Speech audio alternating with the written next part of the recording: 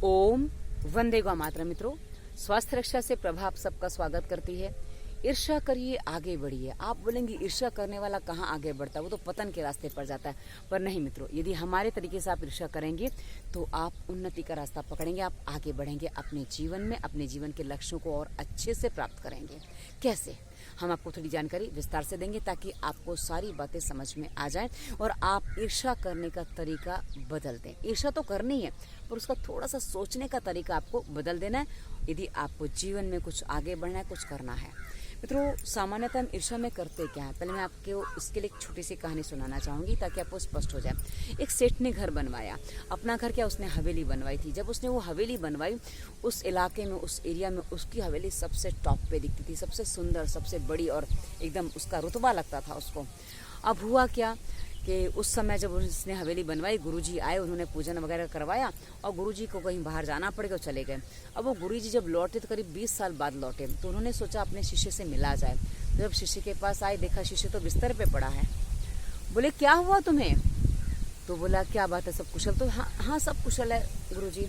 अच्छा, बेटे कैसे हैं? बेटे आज्ञाकारी हैं? हाँ, बेटों ने व्यापार संभाल रखा है। अच्छा ठीक है। बहुएं कैसी हैं? नाती पोते हैं या नहीं है? सब भरा पूरा परिवार है, प्रभु की कृपा से कोई कमी नहीं है। तो आप इस हालत में मरणासन क्यों हैं? आप बिस्तर पे क्यों पड़े हैं? तो बोला, क्या करूं, मन में बहुत पीड़ा होती है। किस बात की पीड़ा है? जो पूछा गया तो उसने बताया कि जब मैंने यहाँ घर बनाया था, मेरी अपनी अकेले की हवेली थी, और अब देखो ना आसपास कितने बड़े बड़े मकान खड़े हैं, मेरा तो घर कहीं दिखता ही नहीं है। मतलब औरों के आगे बढ़ने से उसको ईर्ष्या हो रही थी और वो अपने आप को बीमार कर बैठा था। अब यह गलत तरीका। नॉर्मल जो लोग ईर्ष्या करते हैं वो ऐसे करते हैं, इसलिए मैंने आपको कहानी सुनाई। अब मित्रों, मैं आपको बताऊं ईर्ष्या कैसे की जानी चाहिए। हम जब किसी को आगे बढ़ते देखते हैं, जैसा कि अभी मैंने कहानी में बता दिया, हम ये सारे भाव लाते हैं। हम कैसे सोचते हैं कि भाई उसका कैसे हम उसको नीचे गिराएं, कैसे उसका पतन करें, कैसे उसका नुकसान हो जाए कि वो हमसे आगे ना बढ़ पाए। यानी कि हम ये देख के हैरान होते हैं, कई बार हम ये देख के परेशान होते हैं कि कोई मुझसे आगे बढ़ गया। हमें ये बात परेशान करती है। और मित्रों, जैसे ये बात आपको परेशान करती है, वैसे ये बात औरों को भी परेशान करती है, जो आपके प्रतिद्वंदी हैं, जो आपके अड़ोसी पड़ोसी जो भी हैं। अब मित्रों, आपको करना क्या है, यहाँ से थोड़ा सा भाव आपका बदल जाएगा। आप जो सफल होने के लिए जो उस व्यक्ति ने प्रयत्न किए हैं, आपको उससे ज्यादा प्रयत्न करने हैं। क्योंकि आपको ईर्ष्या वो करनी है कि वो इतने प्रयत्न कर रहा है तो मुझे इतने प्रयास करने हैं, मुझे इतना एफर्ट डालना है ताकि मैं इससे ज्यादा सक्सेस हो पाऊं।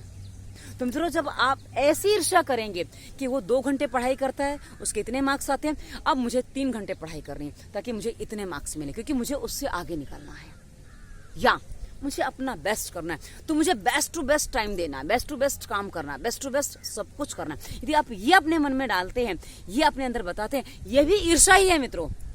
मुझे किसी से ज्यादा चाहिए तो मुझे किसी से ज्यादा काम करना पड़ेगा। उसको नीचा गिरा के हम किसी से बड़े नहीं हो सकते। यदि हमें अपनी लाइन को बड़ा करना है ना, तो हमें दूसरे वाले की लाइन काटनी नहीं है। अपने आप को इतने प्रयास बढ़ा दीजिए कि मेरी लाइन बड़ी हो जाए। दूसरे की लाइन यदि काट के आप बड़े होने जाएंगे तो आपकी लाइन भी कोई काटेगा। लेकिन यदि आप एक प्रयास करते हैं कि अपनी लाइन को बड़ा बना दें, इतना बड़ा बना दें कि कोई आपकी लाइन को काट ही ना पाए, यानी कि कोई आपसे आगे बढ़ ही ना पाए। हाँ, पर ईर्ष्या कैसी? मेहनत करने की। ईर्ष्या कैसी? कर्म करने की। ईर्ष्या कैसी? अपने अंदर से उस चीज को पूरा क्लियर करने की। तो मित्रों, यदि आप ये ईर्ष्या करते हैं तो देखिए किस तरह आप अपने जीवन में उन्नत होंगे, किस तरह अपने जीवन में आगे बढ़ेंगे। मित्रों, ईर्ष्या तो करनी है, पर फल की ईर्ष्या नहीं करनी। आपको अपने कर्म की ईर्ष्या करनी है कि मुझे मेहनत कितनी करनी है इसको पाने के लिए। पर हम उल्टा कर देते, जैसा कि मैंने अभी बोला, हम मेहनत नहीं करना चाहते पर हम आगे बढ़ना चाहते हैं। मित्रों, मेहनत किए बिना कभी भी आज तक कोई जीवन में आगे नहीं बढ़ा, और बढ़ा है तो धराशायी भी उतनी जल्दी हुआ है कि गलत तरीका है। 2 नंबर का पैसा कमा लीजिए, चोरी करके नकल करके पढ़ाई कर लीजिए, चोरी करके धन कमा लीजिए, बहुत सारे तरीके। लेकिन वो तरीके जो हैं वो आपको आज नहीं तो कल गलत रास्ते पर ले जाएंगे, आपके परिवार को तहस नहस कर देंगे, आपका परिवार बर्बाद हो जाएगा और बहुत कुछ हो सकता है मित्रों। इसलिए सही रास्ता ही हमेशा उन्नति का मार्ग होता है, और सही रास्ते की ईर्ष्या करिए और जीवन में उन्नति करिए। कुछ नहीं है। और यदि सही रास्ता नहीं मिल रहा है, कुछ प्रश्न हैं, आप हमसे पूछना चाहते हैं, तो आप हमसे अपॉइंटमेंट वगैरह लेके भी प्रश्न कर सकते हैं। डिस्क्रिप्शन में नंबर वगैरह सब मिल जाएगा। और यदि आप शरीर से कमजोर हैं, कोई रोग विशेष है, तो इस वीडियो के डिस्क्रिप्शन में स्वास्थ्य नियम प्राणायाम व्यायाम के वीडियोस हमने विस्तार से दिए। पालन करिए, तन मन मस्तिष्क के सभी रोगों का समाधान आपको मिल जाएगा।